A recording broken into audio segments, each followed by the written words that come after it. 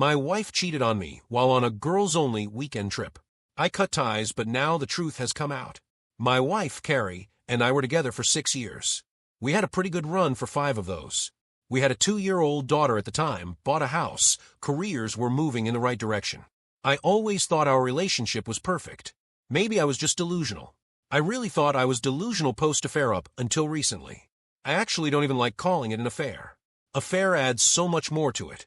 Kind of implies there were emotions and plans and the sharing of lives. At least to some degree. There wasn't any of that. She got tipsy and let some numbnuts she met earlier that day fuck her in front of all her friends. That's not an affair. I don't even know what you call that. When you get cheated on, you run through this gauntlet of emotions. I don't need to recap everything, but it's crazy the things that go through your mind. I found I was blaming myself more often than her or the dude. I was questioning whether I drove her to do this, or maybe she was a serial cheater and has been doing this for years. Thought maybe I was just terrible at sex and she was just trying to get one in before she had to come back to me. I blamed myself. Wondered if I was inattentive or neglectful. The most painful part of all was feeling like it was my fault because I really pushed her to go on the trip. Her best friend Leah had her divorce finalized about a month before the ill-fated trip. I've known Leah for about 5 minutes shorter than I've known Carrie. For most part one like her. She can be a bit much sometimes. What I mean by that is if something goes even slightly wrong, you would think the world is ending. When things are good, she is fun to hang out with, but if not, it goes sideways from the start. Example, we all went to dinner one night, and where they sat us had a bit of draft when the front door opened. This put her in a bad mood, and nothing was going to get her out of it. The worst part, though, is she always wants everyone else's mood to match hers. So if she's bitching, she thinks you should be bitching too. We deal with it. Anyway, back to what I was saying. Leah had just gotten divorced, and was pretty down. To make herself feel better, she invited my wife and their other 2 college friends, April and Marie, on a girls' weekend. Leah booked the place, covered most costs, only asked for a little bit of it back if they were going to go. The other 2 friends immediately said they were in, but my wife needed a little convincing. While all 4 women had gotten married since college, only Carrie has become a mom. Our daughter, Lorna, was 13 months old at the time of the trip, and Carrie hadn't ever been away from her for longer than 24 hours at that point. This was going to be close to 72 hours. I could tell that Carrie really wanted to go on the trip, but that mom guilt was kicking in pretty hard. So I pushed her to go. She hadn't had a break since her birth, and I thought she could use it. I'm not an idiot. I can handle taking care of our child for 3 days. She agreed, and told Leah she was in. Carrie thanked me for telling her to go before she departed, and seemed very excited for the trip. They went down to the beach a few hours away. Leah had booked them an Airbnb. Carrie told me beforehand that the trip was planned to be hanging on the beach on Friday and Saturday, hitting the dance clubs each of those nights, be back home Sunday by 4 p.m. I gave her a kiss and slap on them, but as she went out the door, totally unaware that our marriage would be over just 4 weeks later. When my wife got back from her trip, I greeted her at the door. In hindsight, I noticed that something was off about her return. She gave Lorna a quick kiss and headed straight for the bedroom. She gathered all her laundry up quick, taking it right down to the washing machine, came up and into the shower barely acknowledging me or my attempts to ask about the trip or tell her about our weekend. I chalked it up to be tired and probably hungover. Over the next 4 weeks, she was very hot and cold. She would spend time seemingly ignoring me. If I tried to talk to her, she would give me short, crisp responses, then move herself to another room. Then the next day, or sometimes later that day, be so attentive. She was making me my favorite meals, coming on to me in the middle of the day, leaving me love notes. It was really weird. Then the Saturday came that changed and ended everything. I was watching the Padres play when I got a text. It was from my cousin, Rick.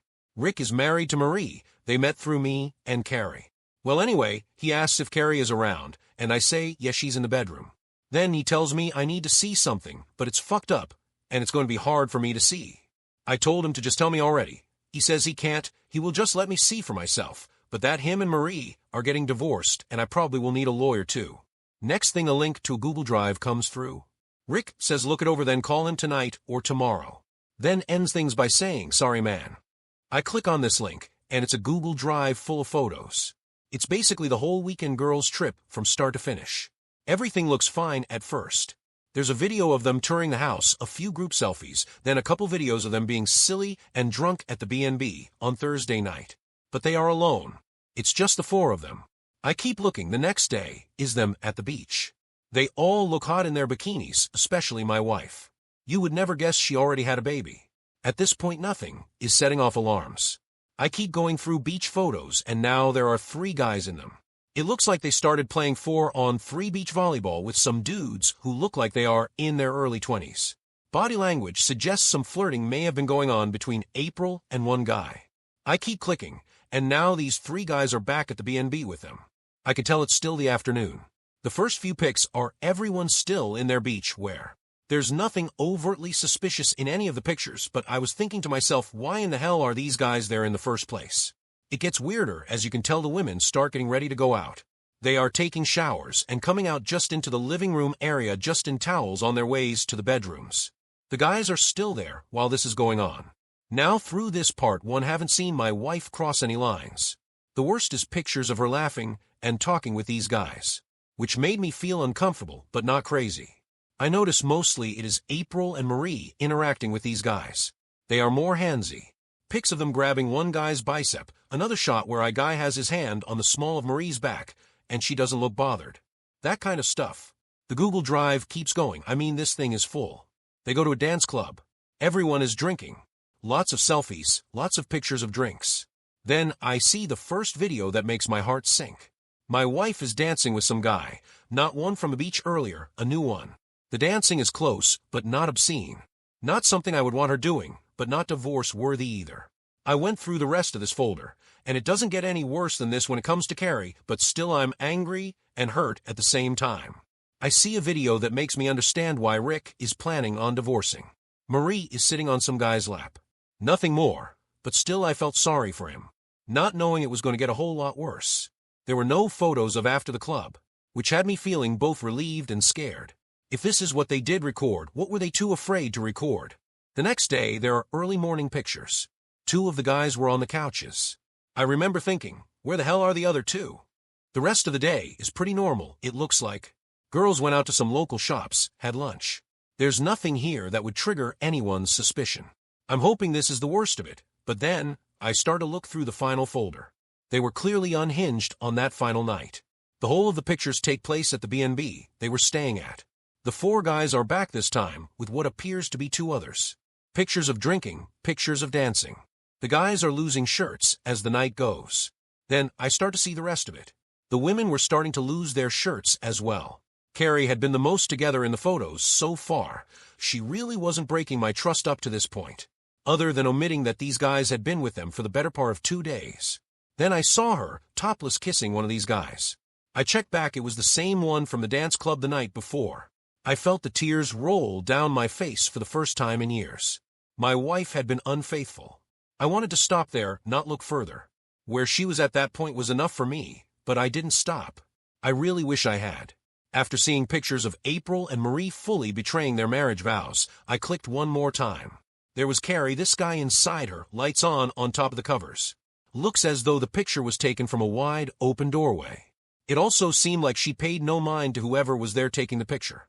Her eyes focused on this guy, her mouth clearly letting out a moan. My mind turned at that moment. Anger overtook me. I launched my phone into the wall. Carrie must have heard it, because she came out just in time to see me going out the front door. She didn't say anything, but when we talked again a few days later, she told me she didn't know why I left until she picked up my phone. Damn thing luckily didn't break. She opened the screen to see herself, and knew her marriage was over. I met with a lawyer that Tuesday. We got started on drafting the divorce papers. Still, I decided to go home. I had not heard from my wife in 3 days. She was waiting for me, and had tears in her eyes the moment my truck pulled into the driveway. She came out to greet me as I got out of the truck, even tried to hug me, but I wasn't having it. I just said, let's go inside and do this. She begged and pleaded. She did not want to get divorced, I could see that. She seemed genuinely remorseful, but I was not going to ever be able to shake that image. I asked a few questions, the most important one being why. I've heard enough stories to know that every cheater, when they get caught, can't explain why they did it. They just say, I don't know, caught in the moment, it was a mistake. Which is honestly worse. And maybe this was just me seeing her through rose-tinted glasses for so long, but when she said, I don't know, I kind of believed her. Especially when she said, it was weird, I wasn't myself, and I don't know why. It was like there was nothing holding me back. I cut her off. Are you saying me and the baby hold you back? She seemed aghast at that and said, No, no, no, like I can't explain it. It was like I had no inhibitions. I don't remember everything, which is also kind of weird because I was watching what I drank. I really didn't have a lot. Maybe 3 drinks. I chimed in, that makes me feel worse. She looked at me with a concerned look on her face. I know, I'm so sorry, but I'm just trying to be honest. There was no reason for me to do that.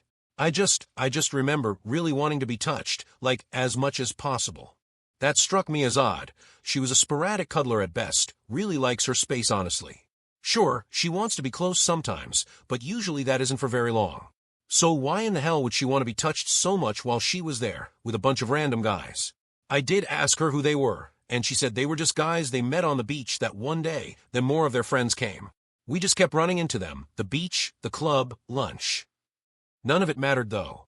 She really tried, and I knew she was remorseful, but there was no coming back from what she did.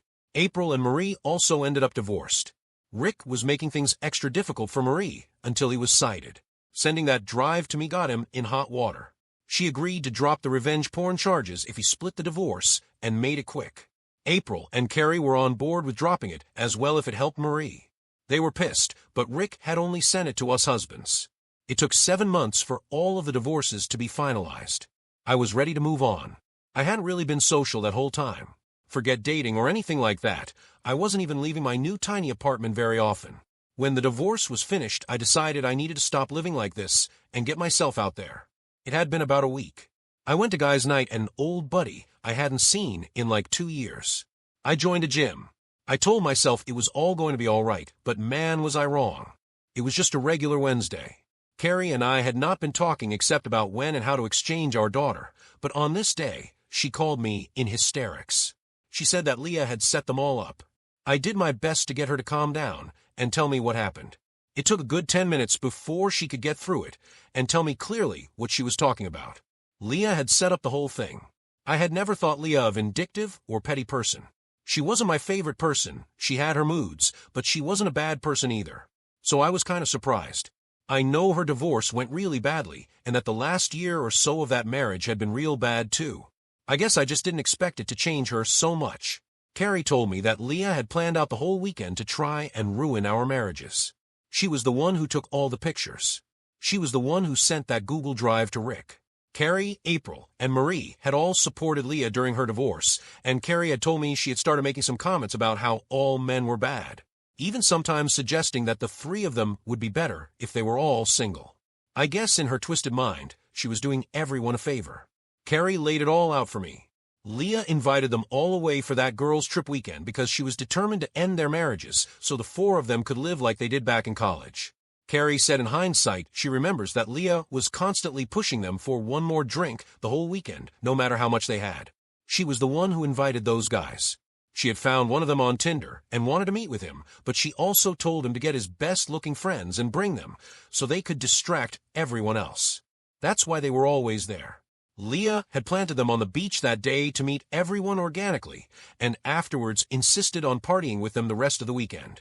Carrie said Leah seemed really into her guy and was being pretty physical with him. She acted really happy and said she wanted him around. That's why the others gave in. They were letting Leah back out of her shell. But that wasn't her motivation. She wanted the other guys to be around her friends the whole weekend to tempt them into betraying their marriages, and she succeeded. I listened to Carrie rant about it for those initial minutes, but in my mind I was still thinking, yeah, but you were still the one that cheated. I'm reasonable enough to see why Carrie is upset, but that still doesn't excuse the behavior. Carrie had gotten more upset as she progressed towards this part of the story, but once she calmed down she said, it's not the worst part. I didn't know what she meant, but she had my attention. Then she dropped the bombshell. She drugged us. My first thought was roofies, but Carrie was quick to clarify. Leah had slipped them low doses of ecstasy. When Carrie told me that, it all made sense.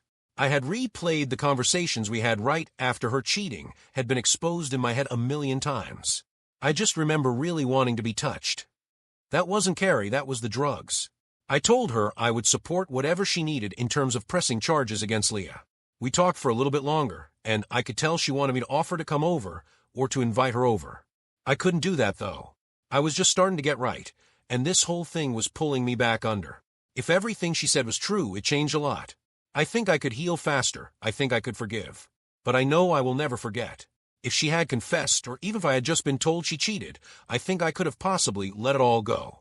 I could take this reality and put what happened behind us because it wasn't her then. It was the drugs and the alcohol and what Leo was creating. But I didn't just hear about it. I saw it. I saw that picture. She was into it. She was enjoying it. And maybe it was the drugs and everything else, but that look on her face. That will stay with me forever, and unfortunately, I think it ruined her for me.